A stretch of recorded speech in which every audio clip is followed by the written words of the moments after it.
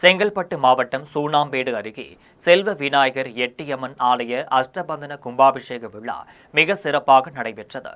செங்கல்பட்டு மாவட்டம் சூனாம்பேடு அருகே ஜவீன்துறையில் உள்ள செல்வ விநாயகர் எட்டியம்மன் கோவிலை புதுப்பித்து அதற்கு கும்பாபிஷேகம் நடத்தப்பட்டது. முதல் நாள் யாகசாலை கணபதி ஹோமம், கோபூஜை, வாஸ்து, நவக்கிரக பூஜை ஆகியவை நடைபெற்றன. மூன்றாம் நாள் யாகசாலை பூஜைக்கு பின் தீபாராதனை காண்பிக்கப்பட்டது.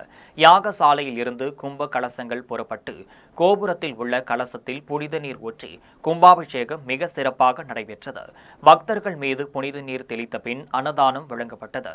இந்நிகழ்ச்சியில் ஓய்வு பெற்ற உயர்நீதிமன்ற நீதிபதி வெங்கட்ராமன் சிறப்பு அழைப்பாளராக கலந்து கொண்டார்.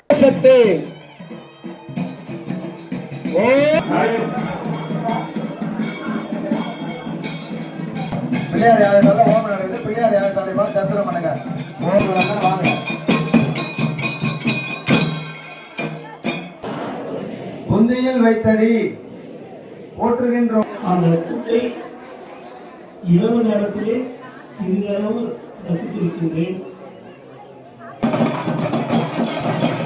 ஓம் சக்தி, ஓம் சக்தி, பராசக்தி.